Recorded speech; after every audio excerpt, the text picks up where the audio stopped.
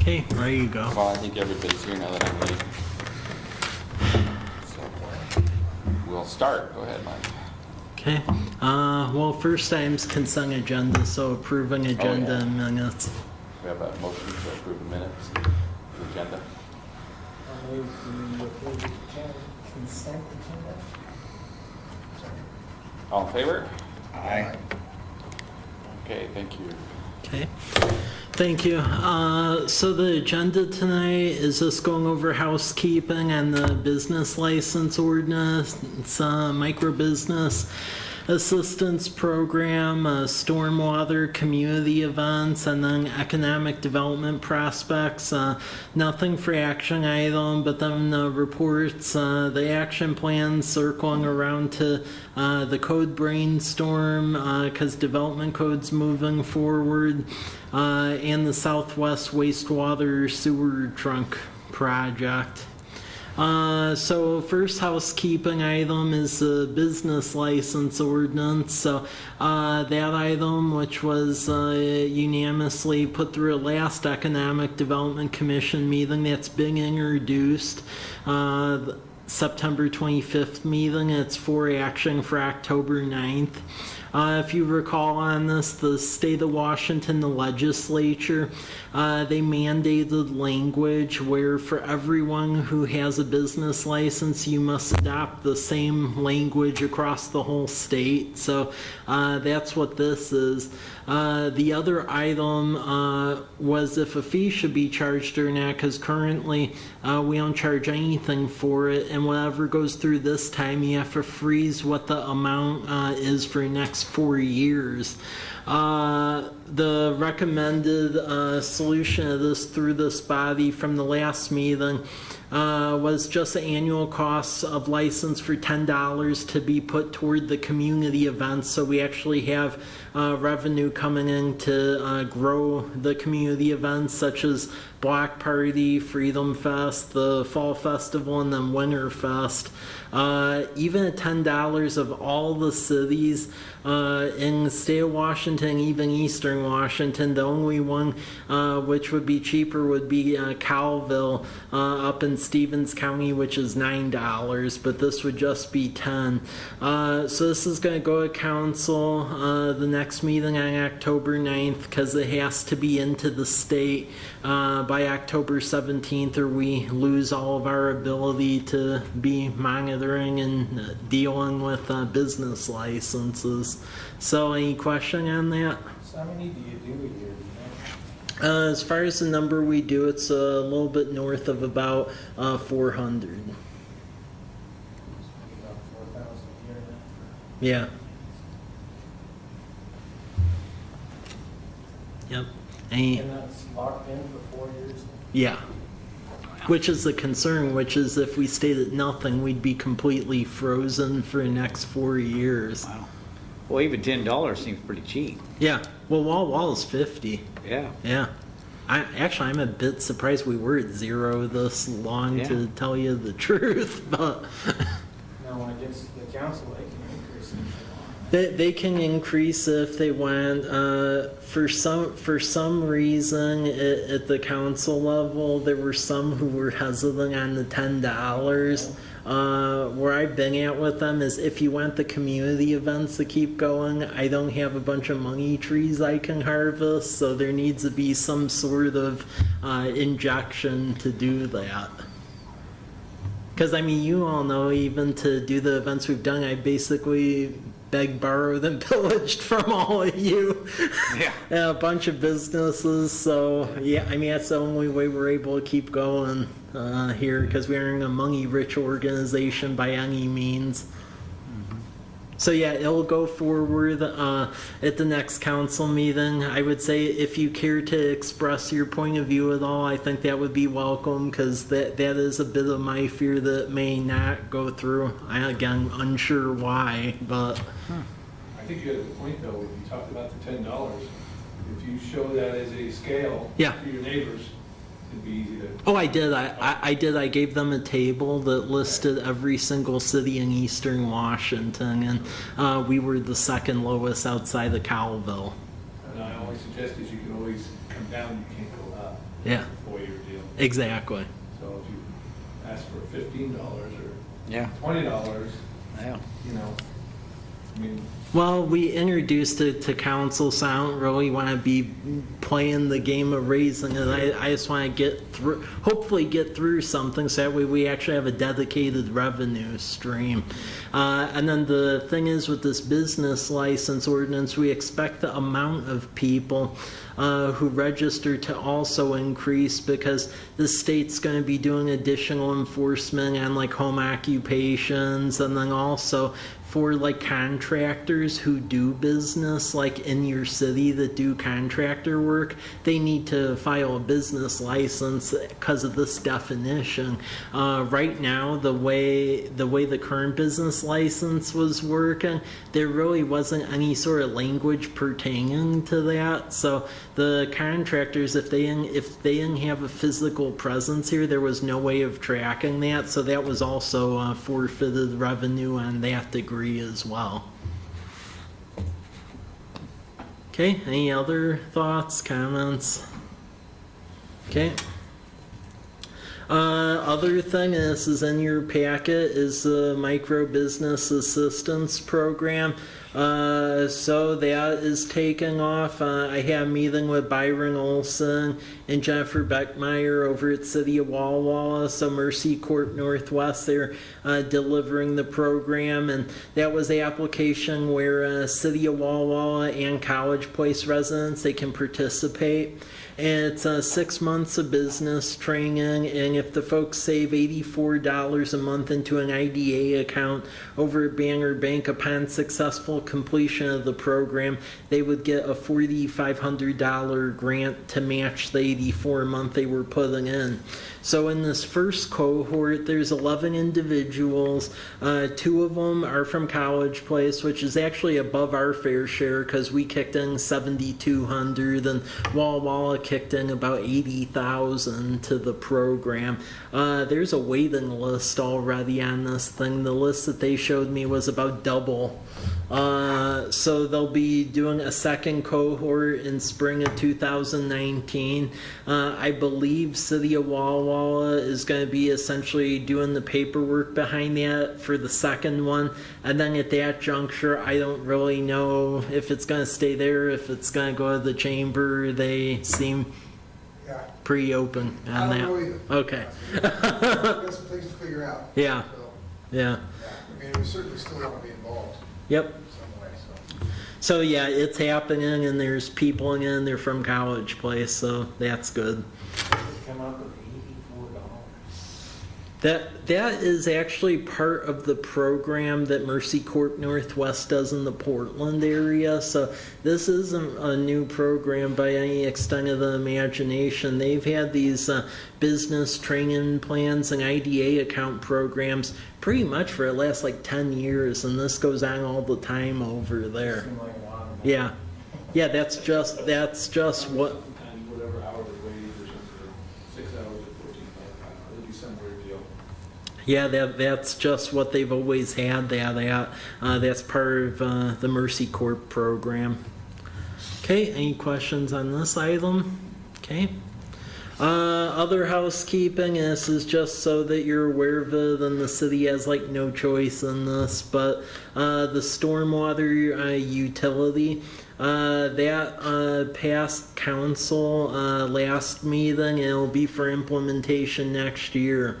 With this program, basically, State of Washington Department of Ecology sent us a very strongly worded letter. It said you should have been essentially doing an NPDES permit, which is National Pollutant Discharge Elimination System, Phase 2 permit, and pretty much we're calling you out on it now, and you need to do it. And oh, by the way, there's all of these extra functions that go along with the permit. the last whole part of the year has been a pain dealing with them because initially, when the back and forth started, what they were trying to demand was that not only do we do the education, illicit discharge monitoring, the construction inspections, but they also wanted to push us for complete retrofits of streets without curb, which if you've driven around College Place is quite a bit of our streets. And if that would have occurred, we would have been at like 23 a month for stormwater, which is ridiculous. We lobbied Olympia and their Spokane office, and we got them down to about $9.19 a month, which is still high, but it's less than the city of Walla Walla, so I am proud of that. And with this $9.19 per ERU per month, what it does is we have to do a boatload of stuff now to satisfy this new MPDES permit that's being enforced on us. It's public education outreach, educational events for stormwater. We have to illicit discharge detection and monitoring of all the stormwater outfalls. Also in the storm inlets, right now we don't really clean the stormwater inlets unless stuff is backed up, and then we do. In this case, we're actually going to have to get these like basket things that you put underneath every single storm inlet and then hand clean each of these inlet bag things. 10 years ago when I was an intern in Urbana, Illinois, that was my job to do that, so I'm very aware of it. So we're going to have to clean every single inlet, catch basin, and manhole in this city. Also, they're putting a total daily maximum load on Stone and Garrison Creeks, and what that means is pretty much pollutants that are in the creek. They want it to be below a certain threshold, and if it isn't, we'll have to do additional correctional events to fix that. Also, they want us to get a street sweeper. We have an old one, and that doesn't jive with what they want. Also, a street vector truck to clean the baskets and the storm inlets. And then over time, what we were able to bargain with them is that there would be a gradual conversion of the non-curb street facilities to curb and gutter, but it would be mainly dependent upon grants. We tried to offload that demand to them giving us grants, because we just said based on the economic nature of the area, we do not have the money to be doing both simultaneously because you said so.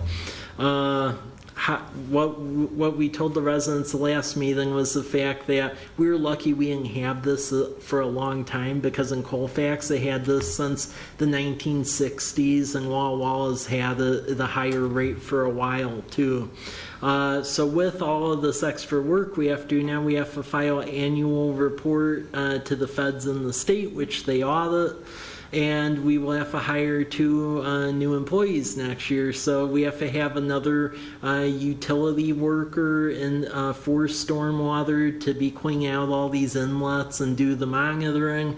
And then we have to hire a stormwater engineering technician to monitor the construction sites for excessive runoff into the creeks and illicit discharges and stuff like that.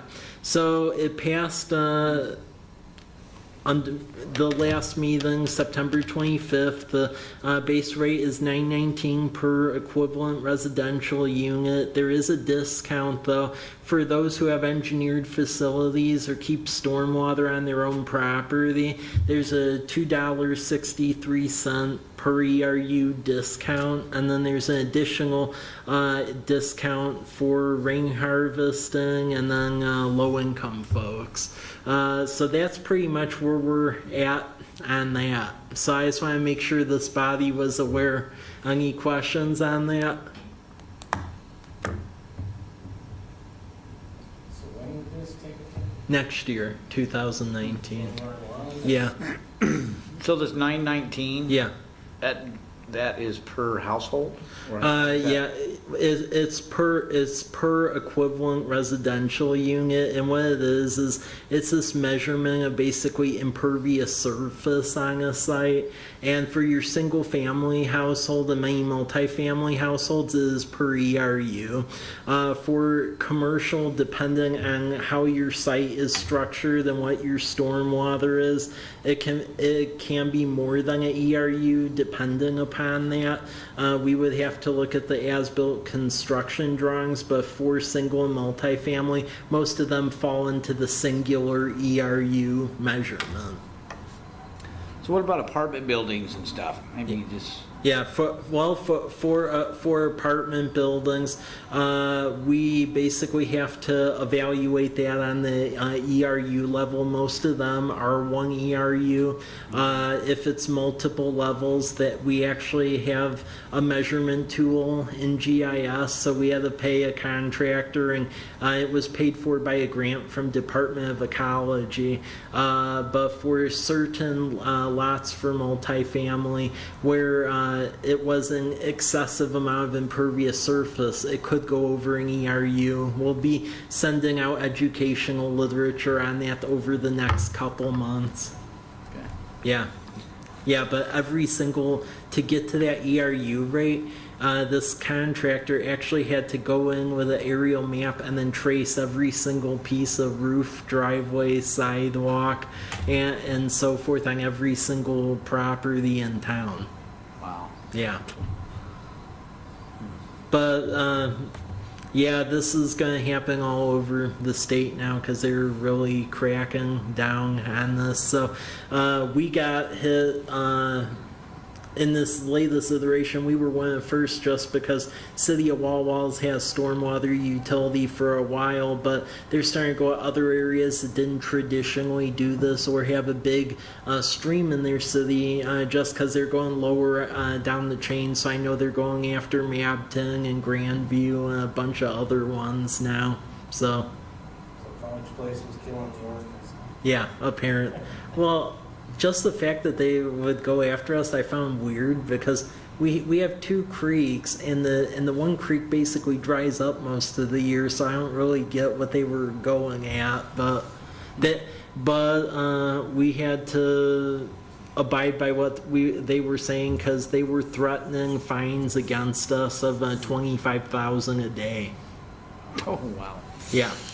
So charging $9.19 a month versus paying lawyer fees and $25,000 a day, do the math, and it was cheaper to go this way. And not only that, if we also told them no to stormwater utility within the RCWs for Department of Ecology, they actually have the ability to adjudicate a utility by themselves and force it on you. Which means that in talking with them, they could have put on the requirement to fully retrofit all streets, plus charge a 10% admin fee, and there wouldn't have been a thing we could do about it. So the fact that we got them off the high horse on the Capitol, only do the O&M side of it, I think we're very lucky compared to where this could have went. And we have a Department of Ecology director that likes to partner with people. My fear about this is if this would have dragged on too long and let's say she was replaced, given other department heads at the state, that could have went south really, really quick. And it could have got a lot worse. This is the best of a very bad situation. So, any questions on this? Nice picture, though. You did a good job, Mike. Thanks. Well, yeah, That's a nice picture. That's my truck right there. well, that was the street. I was looking at that. Yeah. That looks familiar. Well, that was the street that they freaked out about the most when they did the site inspection down here, because when you build a city street, you're supposed to crown it and then have curb and gutter on both sides. That street actually sheet drains right into Garrison Creek, so they're like, you can't do that. It's like, well, it's happening. I don't know what you want us. Like that 50-some years. That's right. We've had cars go in that creek before. Yeah. You know? 10th Street, as we get capital grant money, as you can imagine, that is going to be one of the first streets we're going to have to completely rebuild, though, because that flies in the face of every single federal and state stormwater thing you could find, so. Yep. So, any further questions, or? I thought it'd be good to make you all aware of it, because I'm sure there's a lot of people griping about it, even though I've been on the radio and TV. I've told them go talk to Maya over at the ecology, so we can't control it, so. Well, Harvey sent out a, in the water bill today. Yeah. Yeah. Explain a little bit about that, so. Yeah, we've done it in the last couple of water bills foreshadowing that this was coming. And now we're really under the gun to get it done just because we have to abide by that new permit on January 1st or they could fine us. So, yeah. Well, and I did those reports at the city of Urbana, and every one of those is about like 120 pages, and you actually have to like organize community events around stormwater. Like, it's a lot more work than you think it would be. And cleaning those catch basins is like a nightmare. Because you have to vacuum them, and then when you lift out the inlet grates, because those are square, when you lift a manhole, it's not hard grabbing it with a hook, but with those square ones, if you don't grab it with two hooks, it will fall right in, and then you have to go get it. Because they did that as like a prank against me when I first started as an intern. They're like, oh, go out there with one hook, and then I dropped it, and I had to go in and get it. So, you learn. Okay, going on to cheerier topics. For events coming up, this is the most recent one, and the advertisements are on the table, is Fall Festival. So that'll be October 31st from 3 to 6 p.m. And thank you, Andy's and the Lions Club, for sponsoring that. We're encouraging all the College Avenue businesses to participate. So what I would ask is, Daryl, if you could bug the businesses and the part from like 4th to 8th, and Jeff, if you could talk to ones from 8th to like 13th. We got some flyers and Yeah. that we hang up in the businesses. Yeah, these. Oh, these. Yeah, these. Okay. Yeah, because Kelly is covering the north end Okay, will already. do. I gave her a bunch. Will do. Yeah, the windshield shop did a great job last year. Yeah. Oh yeah, that was I good with talked the to dinosaur walking around. Yeah.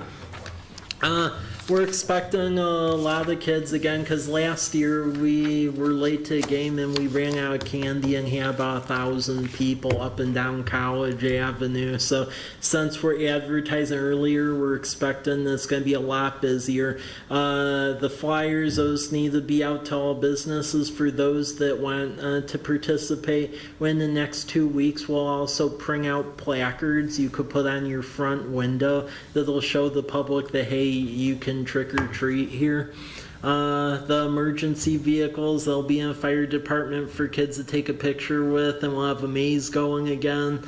Farmers market vendors, as well as businesses in College Avenue not located on College Avenue, but are in College Place, they can set up in the parking lot. We'll have like a farmers market vendor thing, and it's free as long as you're giving candy or activity for the kids.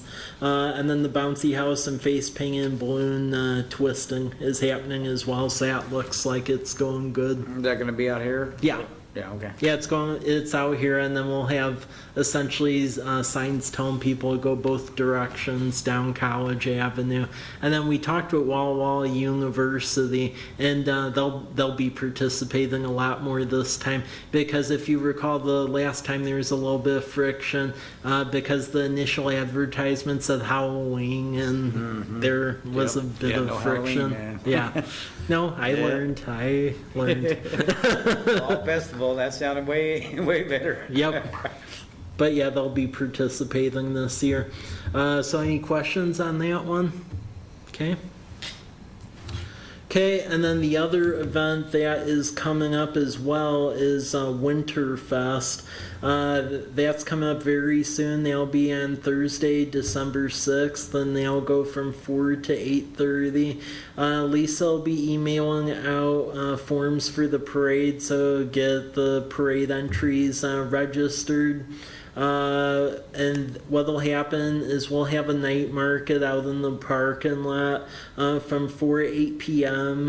We're collaborating with the university again, and thanks to Pacific Power, JUB, Engineers, Haven Homes, and then the university, we're doing a fireworks show again out at Old Rogers. So we just need parade entries. The draft schedule that night will be that the market will go from 4 to 8 p.m. The lighted parade will be at 5:30 p.m. And the parade will go from 10th to Whitman on College Avenue. And the staging will be all along 10th and Birch and 8th like last year. The tree lighting will be at 7:45. The Carolyn Hot Cocoa event will be at 6:30 at the fire department. We're allowing more time because it went too quick the last time, and a lot of people didn't make it to the fireworks site. Fireworks, that'll be at the Old Rogers site at 8 p.m. and that will constitute that event. So, any further questions on that? Okay, economic development prospects. There's quite a few going on. So, Myra Road and Whitman site, we continue to get the engineered drawings in for villages at Fort Walla Walla. That looks like it's actually going to be more of a winter construction project, just because they were tied up on some other issues. And they'll be the fancier apartment complexes with a pool on the backside of that site behind Home Depot.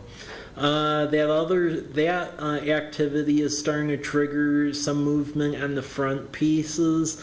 Right at the corner of Myra and Whitman Drive, on the south side at the corner, there is now a Circle K who is buying up part of that piece to go put a car wash, gas station, convenience store type thing in. And then across the street from it, actually on the outlet of Home Depot, the one that was for sale at one point in time, but the for sale sign fell down, that is going to be a drive-through coffee shop called Human Being.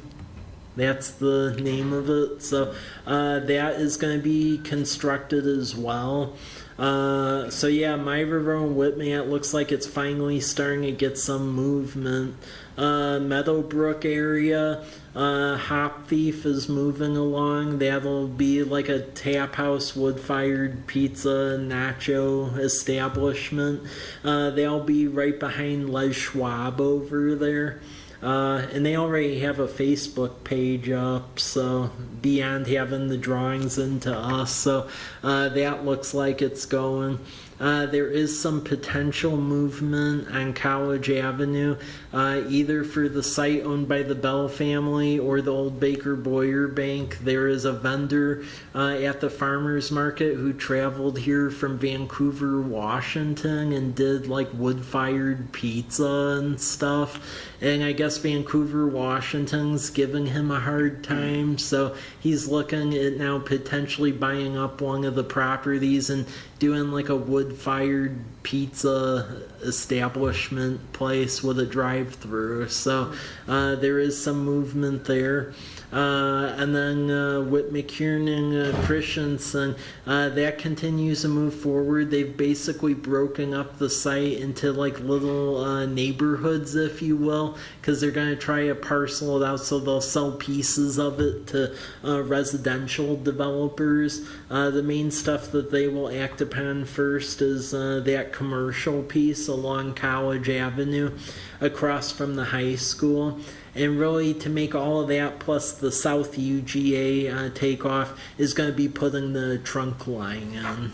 Which that's basically good. I'll show the map since there's more people here this time in a little bit. But this area is prime for development, but it's just we need a trunk line because there's no wastewater out there. And then the wastewater lift station that serves Walmart and Del Taco down here, when it was put in, they undersized it, and it's now about at capacity, which is really bad, especially once Hop Thief comes in, and there's a potential for a hotel next to Hop Thief, and they'll put us in a really interesting predicament. So we need a big, massive lift station.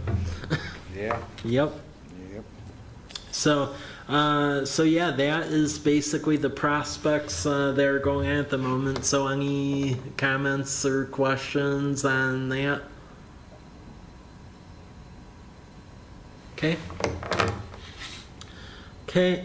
The next thing which we could get to the next meeting, just because I want you all to take a look at it so we can talk in depth about it, is an economic development plan that we put together a while ago, especially now that it's like past council and is rule of law. Just figuring out prioritization for what needs to happen first within that. So for the next meeting, please read over that economic development plan that we put together a while back, so that way we can figure out the prioritization list for everything. Okay. Next one, which we had a good discussion about the last time, but there's more folks here. Development code brainstorm. So since the comprehensive plan is about done, we now have to do a development code piece. So we've talked about ADUs a bit and things like that. I just wanted to open it up since there's more people here. If there's anything that you see that we need to be changing or amending or considering in our development code. And keep in mind, development code, that's basically what implements the comprehensive plan. And pretty much this is our chance to amend it, and that comes like once every 8 years. So it's key to get it right. I remember like 2 meetings ago when we met during my birthday, Jeff, I know you mentioned you had some thoughts on it, but then we cut it. Yeah, I'm trying to remember what those thoughts were. Yeah, when we were talking about the tiny homes type of stuff too at that time. Tiny homes? Yeah. Well, I think the tiny home discussion is a meeting where he wasn't here, the meeting later. Oh, okay. Yeah. That's why I'm bringing it back up, because we're going to be doing the work on this the next like month or 2, and then it'll be done. So I want to make Yeah, sure. you sent it's- that out a couple months ago, Yeah, right? yeah. Yeah, Yep. I have that. Okay. I'll look at it again. Okay. Any thoughts or things to? Oh, parking Seems like, code. like some of that, or at least part of it, is some of the down the road stuff's gonna depend on zoning. Yeah. Stuff. So that may be the place to start. Yeah. Get your zoning figured out for whether it's commercial, light industrial, residential. I can't remember what it was. We talked something about that last time. Oh, it was the tiny homes thing. Yeah. And what was gonna be allowed, but, things like that. Yeah. Just to get all that stuff out of the way. Well, and along 125, especially at Peppers Bridge area, we're looking at creating a designation that's like a hybrid commercial light industrial zoning, where depending on market conditions, if it supports commercial, it can go in there, or if it's like a warehouse or something that won't be overly obnoxious to the neighbors, it could go in there as well. What's your minimum lot sizes now? I would have to look. I believe it's 7,500. Yeah. But yeah, and then we're looking at broadening the accessory dwelling units, and then there's a lot of back and forth on the whole tiny home thing. Our planning commission, and as well as folks who are interested in it, they will be meeting next Tuesday, and they're actually going to be doing a bus tour around College Place in Walla Walla to see what works and what doesn't. So they're actually getting a Valley Transit bus, and they'll be touring respective neighborhoods. I remember now, it was within the context of the short-term vacation rental getting that squared away. Mhm. Hospitality industry businesses that want to come in are going to want to know the status of that. Yeah. And that'll be squared away. We're working on that, and there's a proposal, but pretty much what it boils down to is that there's going to be we think there's going to be two phases of a license. You either have a simpler one for folks who live on the premises and then run out of the room or so forth, and then there'll be a more extensive one that's for folks that don't live anywhere in the area and just own it. And it pretty much subscribes to, you pay a license fee. There's this software where it actually scrapes data off of all the like VRBO websites, where it gives you a list of what's out there. So we could tell them that they have to abide by this ordinance and get a license. For folks who live on the facilities, there would be very limited interference with that. For the ones that don't, we would probably inspect the stuff and make sure it's up to code, and a 1, 2, 3 strikes you're out rule, where if we keep getting a bunch of parties and destructive behavior, we could take away the license. And then also that we have a conference with the folks who are out of town every year to basically go over items and just have a review of things. But that's basically what we're crafting for the short-term vacation rental. So you could still do it, so there'll be 2 iterations of licenses. I do think on the occupancy level ones, though, we still have to have a certain amount of control on that, that inspections that show that what they're trying to rent is indeed up to code, that they're Yeah. not renting out a cellar. Yep. Well, and we'll also put in there that it needs to be like a structure. You can't be towing derelict RVs and stuff and trying to rent that out. Because I was telling Daryl and Steve the last time, I put that in there because actually that house next door to me, the red log cabin one. Right, yeah. Yeah, they actually towed an RV and they listed it on Airbnb as a rental. Oh, man. Yeah. On half of the driveway, which goes to my house, so that was nice. Oh, my gosh. Yep. You ran it when you had company coming? I know. Okay. The other thing too is we are looking at doing a zoning district for the university itself. So just that whatever's in their master plan pretty much goes in the area. So and that land would basically be between Whitman, Ash, and then Davis, and then pretty much 4th Street, but then it would go a little along like 5th off of the area off of Bathe, because they have quite a bit of residential property back there. Because we're trying to allow them to do what they want to do, but then along the same lines, we're trying to draw certain boundaries that control it, because there's been a little bit of creep that way. Do you guys have much mixed use in your code? College Avenue. College Avenue, pretty much from the top of the hill all the way through Rose Street, is just a big mixed use zone. That is what we're looking at doing, potentially doing some sort of mixed-use hybrid thing over there, because what I believe the Planning Commission is going to move away from this time is the PUD process, because the College Place has had a really vague planned urban development process, which is it's meant that a bunch of developers and so forth have used that. Where pretty much if you paid the fee and declared that it was a PUD, pretty much you could do whatever you wanted, and there really was not much to stop you. And there's been a lot of heartburn over what's happened up at Homestead, because when a lot of the residents have gone over here complaining that there's no park, then the park that will be the park is like a little sliver. That's why. Because it slid through the PUD process and they did that. So, okay, any other thoughts? Or Okay.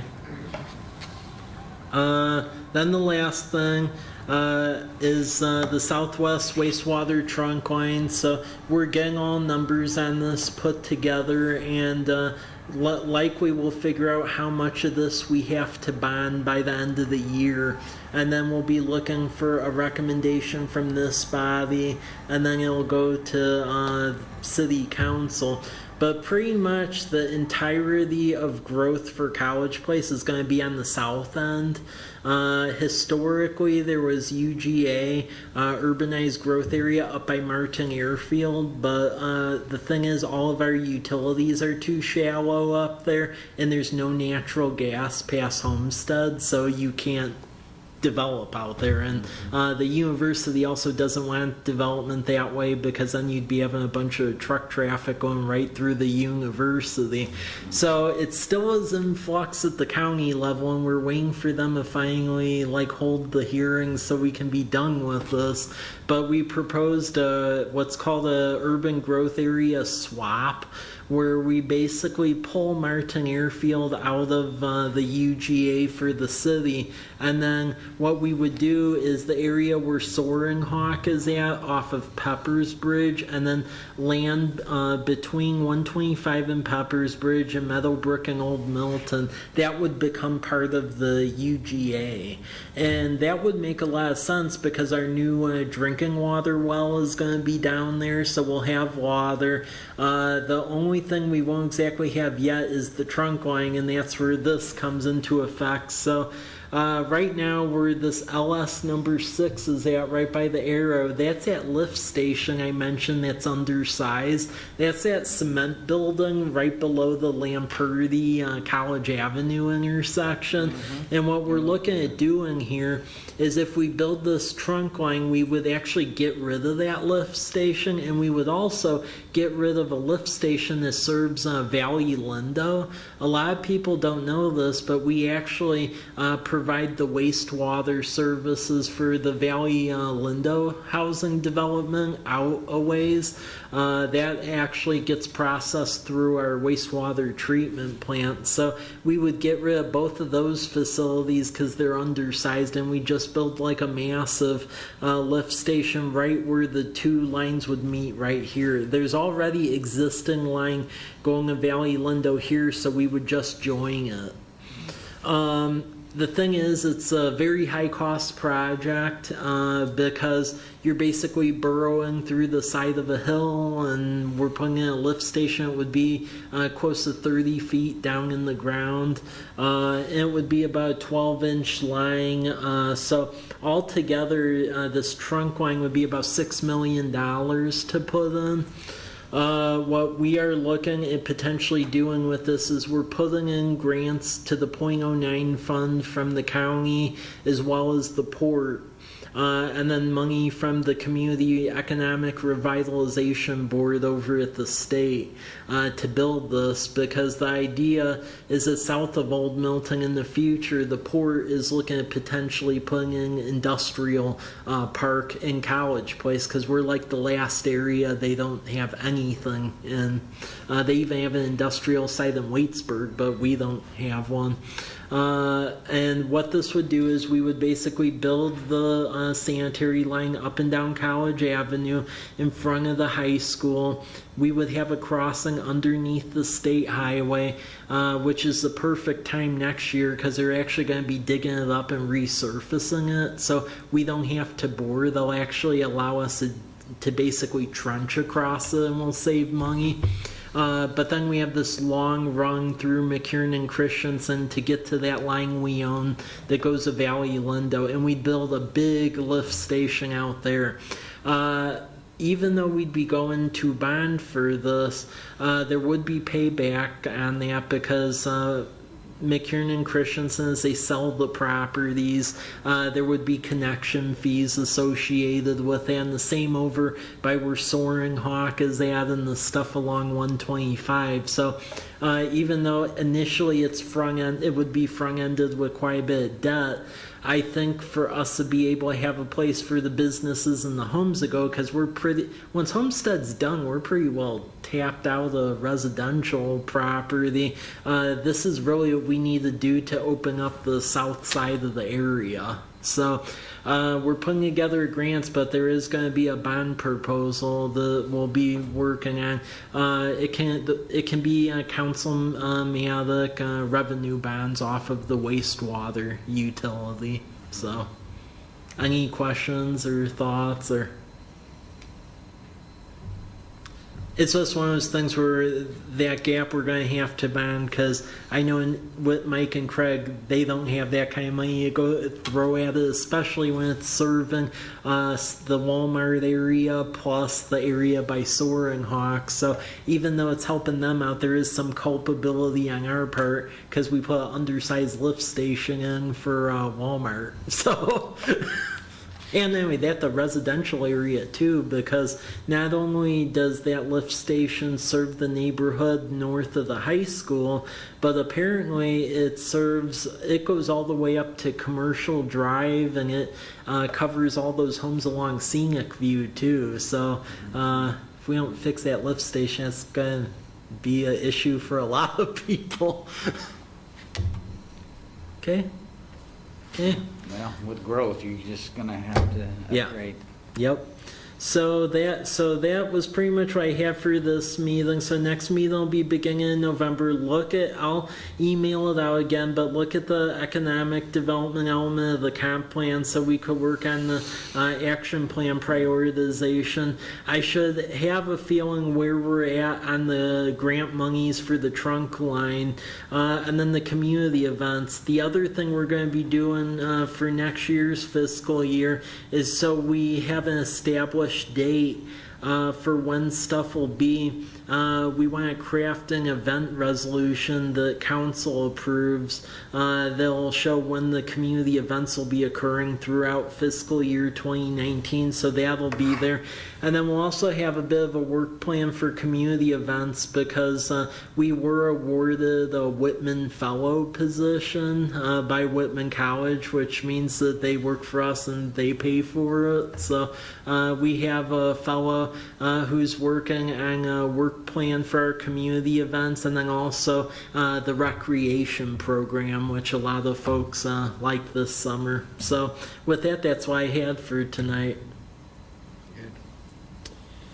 Thanks, Mike. Yep. Yep, good job, Mike. Yep.